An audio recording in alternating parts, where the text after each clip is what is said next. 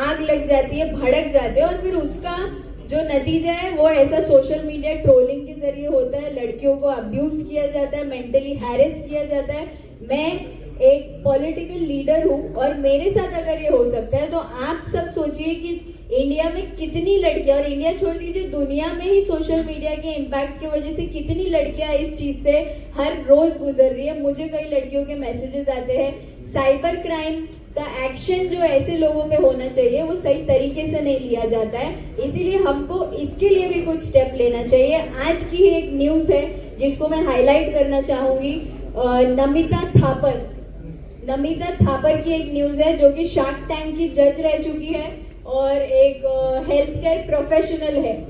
उनको बहुत गलत तरीके से ट्रोल किया जा रहा है। प्रेम नेक्स्ट करो और ये इसके आगे का भी दिखाओ इनको।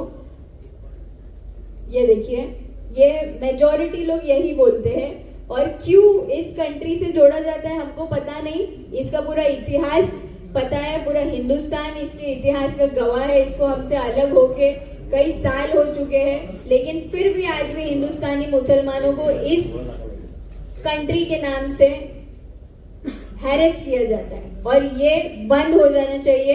हम हिंदुस्तानी मुस्लिम हैं और मैंने हर बार ये बात बोली है और राहत इंदौरी साहब ने भी बोली कि सभी का खून शामिल है यहाँ की मिट्टी में, किसी के बाप का हिंदुस्तान थोड़ी है। तो ये जो पाकिस्तान बोल रहे, बांग्लादेशी बोल रहे, आतंकवादी बोल रहे, यहाँ चले जाओ वहां चले जाओ, इनका जाति प्रमाण पत्र सही तरीके से चेक करो।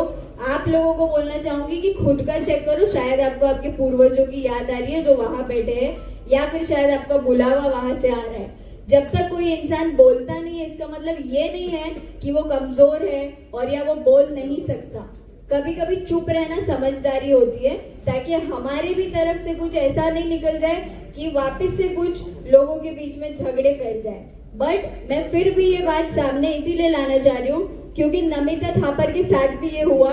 और आर वर्ड की गाली जो लड़कियों के लिए बहुत यूज की जाती है, द आर वर्ड, वो नमिता थापर शार्क टैंक की जज है, ये है, वो हेल्थ केयर प्रोफेशनल है, उसके लिए भी ये सब यूज किया गया, उसको ट्रोल किया गया बहुत बुरी तरह से।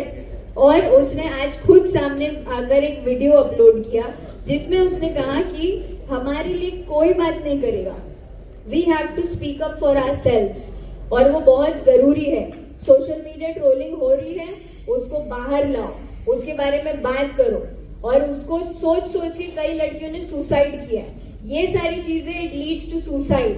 तो ये इतना सीरियस मुद्दा है, हमको बात इसीलिए करना मुझे इस पे जरूरी था क्योंकि मेरे केस में भी ये कहीं ना कहीं सेम चीज रिपीट की जा रही है जो कई सारी लड़कियों के साथ ऑन अ डेली बेसिस हो रहा है और ये रियलिटी है। तो हमारे पॉलिटिकल लीडर्स जो नौजवानों के पीछे, जो आगे बढ़कर हमारे देश को आगे बढ़ाने की कोशिश में लगे, अपने इलाकों को आगे बढ़ाने की कोशिश में लगे हैं,